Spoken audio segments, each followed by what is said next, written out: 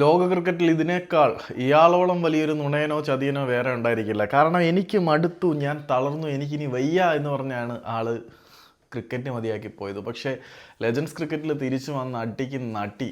Top സ്കോററാണ് ടൂർണമെൻറ്റിൽ. 400-ലേറെ runs score ചെയ്തിട്ടുണ്ട്. രണ്ടാം സ്ഥാനത്ത് നിൽക്കുന്നവന് 200-ൽ താഴെ ഉള്ളു എന്ന് പറയുമ്പോൾ അണ്ണൻ്റെ അടിയുടെ റേഞ്ച് നിങ്ങൾക്ക് ഊഹിക്കാം.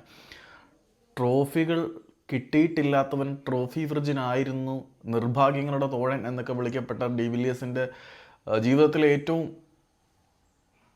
എന്താണ് പറയുന്നത്, വൂണ്ടായിട്ടുള്ള ഒരു വർഷമായിരിക്കും കടന്നു പോയത്. തൻ്റെ ടീം വേൾഡ് ടെസ്റ്റ് ചാമ്പ്യൻഷിപ്പ് നേടുന്നത് കണ്ടു.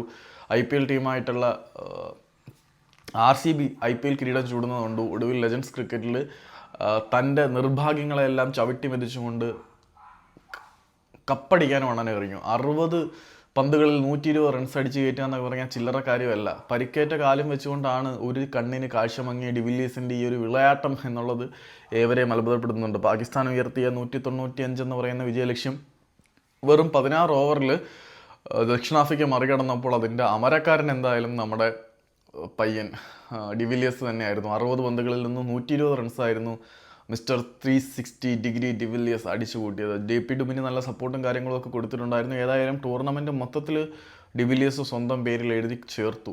ടൂർണമെൻറ്റിൽ ഏറ്റവും കൂടുതൽ റൺസ് എടുത്തത് ഡിവിലിയേഴ്സാണ്, ഏറ്റവും കൂടുതൽ സെഞ്ചുറികൾ നേടിയത് ഡിവിലിയേഴ്സാണ്, ഏറ്റവും കൂടുതൽ മാൻ ഓഫ് ദി മാച്ച് പുരസ്കാരങ്ങൾ നേടിയത് ഡിവിലിയേഴ്സാണ്. പിന്നെ ഫൈനലിലെ man of the match, player of the tournament, എല്ലാത്തിനും ഒടുവിൽ വിന്നിങ് ക്യാപ്റ്റൻ. മൊത്തത്തിൽ ഇത് ഡിവിലിയേഴ്സിൻ്റെ കാലം. നിർഭാഗ്യങ്ങളെ അണ്ണൻ ചവിട്ടി ഒതുക്കി തൻ്റെ കാൽ കീഴിലാക്കി കഴിഞ്ഞു.